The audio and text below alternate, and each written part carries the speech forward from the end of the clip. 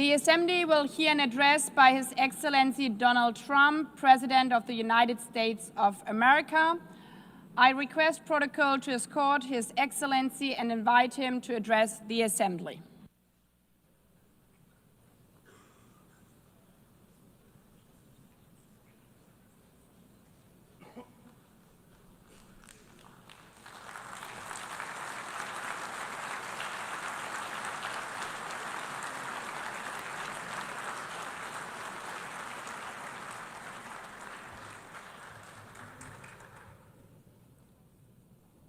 Thank you very much.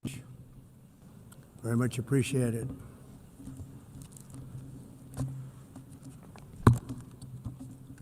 And I don't mind making this speech without a teleprompter, because the teleprompter is not working. I feel very happy to be up here with you nevertheless, and that way you speak more from the heart. I can only say that whoever's operating this teleprompter is in big trouble.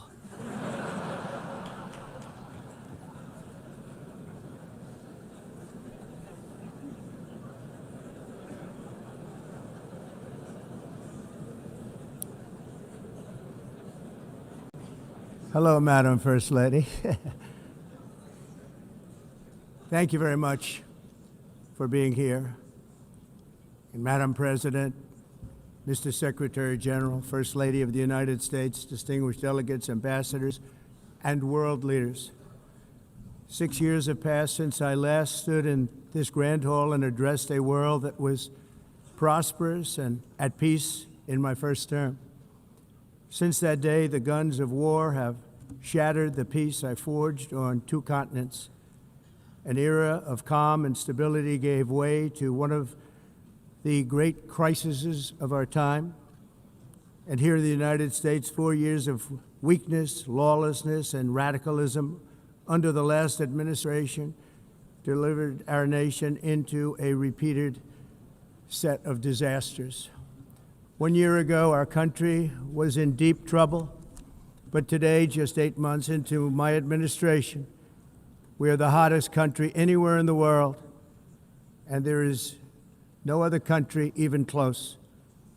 America is blessed with the strongest economy, the strongest borders, the strongest military, the strongest friendships, and the strongest spirit of any nation on the face of the earth. This is indeed the golden age of America. We are rapidly reversing the economic calamity we inherited from the previous administration, including ruinous price increases and record-setting inflation like we've never had before. Under my leadership, energy costs are down, gasoline prices are down, grocery prices are down, mortgage rates are down, and inflation has been defeated. The only thing that's up is the stock market, which just hit a record high. In fact, it hit a record high 48 times in the last short period of time. Growth is surging, manufacturing is booming. The stock market, as I said, is doing better than it's ever done. And all of you in this room benefit by that, almost everybody. And importantly, workers' wages are rising at the fastest pace in more than 60 years. And that's what it's all about, isn't it? In 4 years of President Biden, we had less than $1 trillion of new investment into the United States. In just 8 months since I took office, we have secured commitments and money already paid for $17 trillion. Think of it, 4 years, less than $1 trillion, 8 months, much more than $17 trillion is being invested in the United States. And it's now pouring in from all parts of the world. We've implemented the largest tax cuts in American history and the largest regulation cuts in American history, making this once and again the best country on earth to do business. And many of the people in this room are investing in America, and it's turned out to be an awfully good investment during this 8-month period. In my first term, I built the greatest economy in the history of the world. We had the best economy ever, history of the world. And I'm doing the same thing again, but this time it's actually much bigger and even better. The numbers far surpass my record-setting first term. On our southern border, we have successfully repelled a colossal invasion, and for the last 4 months, and that's 4 months in a row, the number of illegal aliens admitted and entering our country has been 0.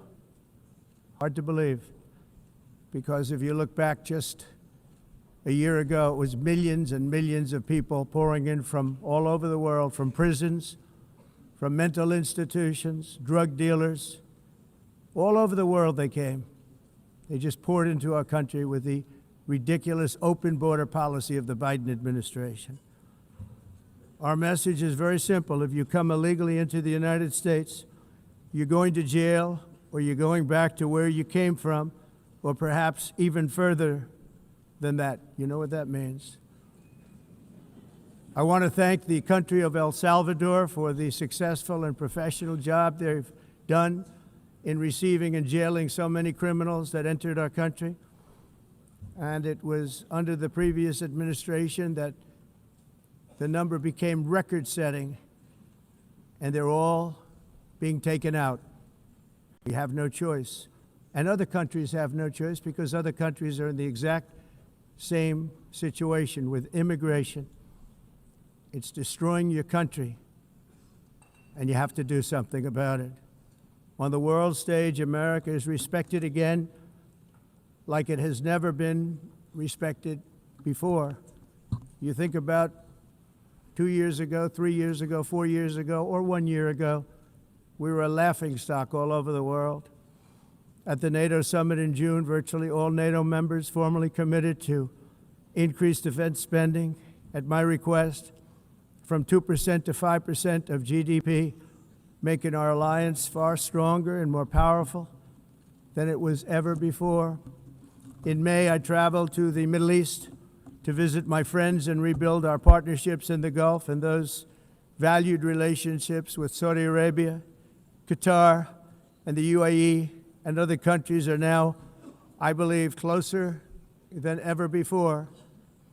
My administration has negotiated one historic trade deal after another, including with the United Kingdom, the European Union, Japan, South Korea, Vietnam, Indonesia, the Philippines, Malaysia, and many, many others.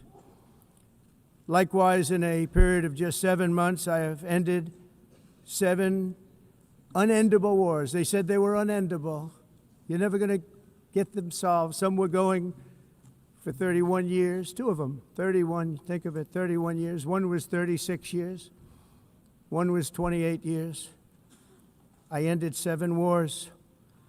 And in all cases, they were raging with countless thousands of people being killed. This includes Cambodia and Thailand, Kosovo and Serbia, the Congo and Rwanda, a vicious, violent war that was, Pakistan and India, Israel and Iran, Egypt and Ethiopia, and Armenia and Azerbaijan. It included all of them. No president or prime minister, and for that matter, no other country has ever done anything close to that. And I did it in just 7 months. It's never happened before. There's never been anything like that. I'm very honored to have done it. It's too bad that I had to do these things instead of the United Nations doing them. And sadly, in all cases, the United Nations did not even try to help in any of them.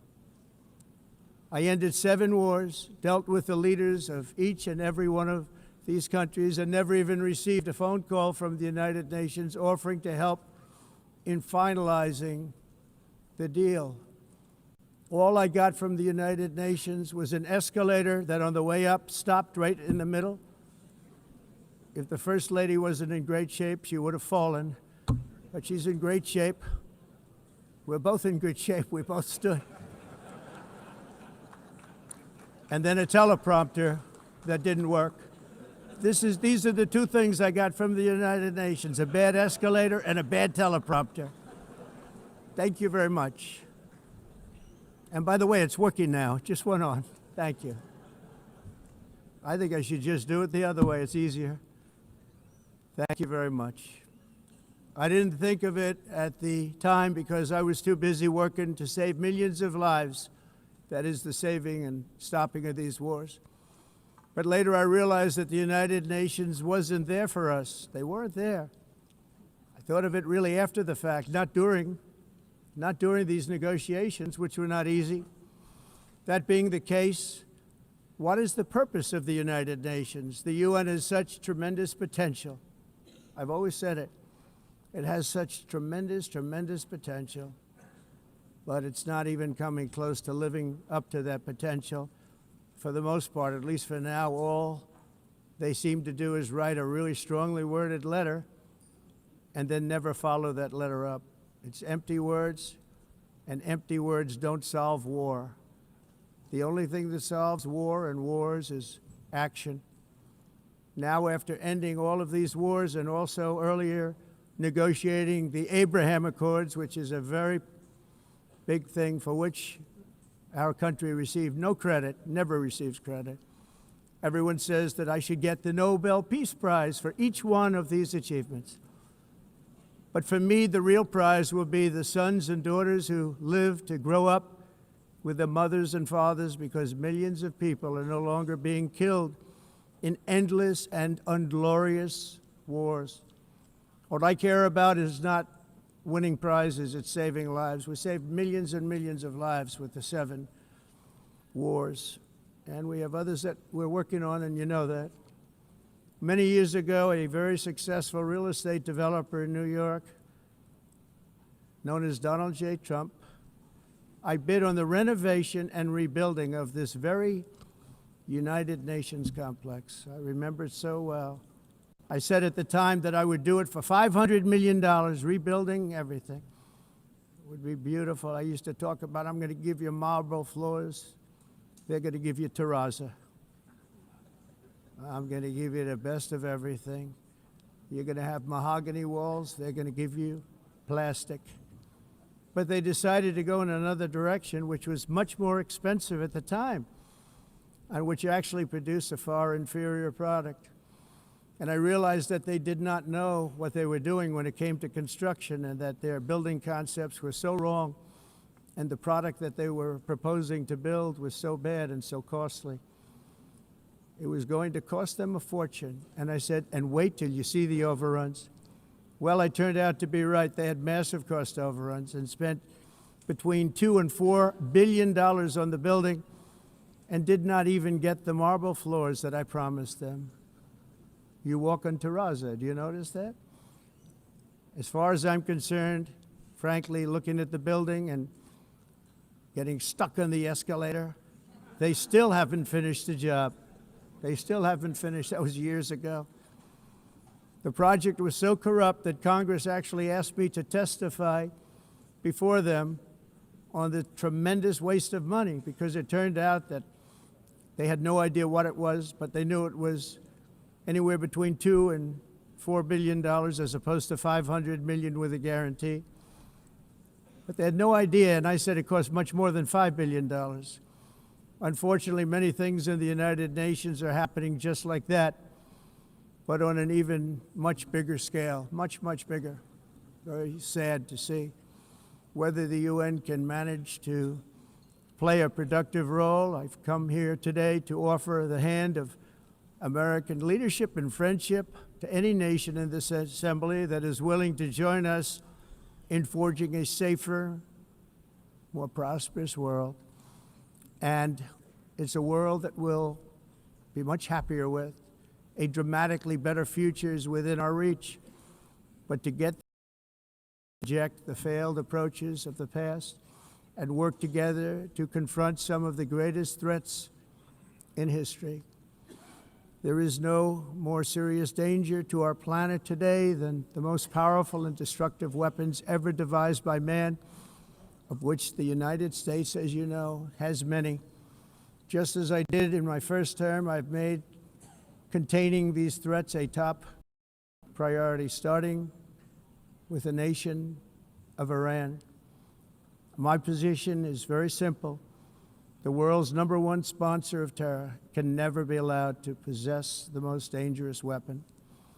That's why, shortly after taking office, I sent the so-called Supreme Leader a letter making a generous offer. I extended a pledge of full cooperation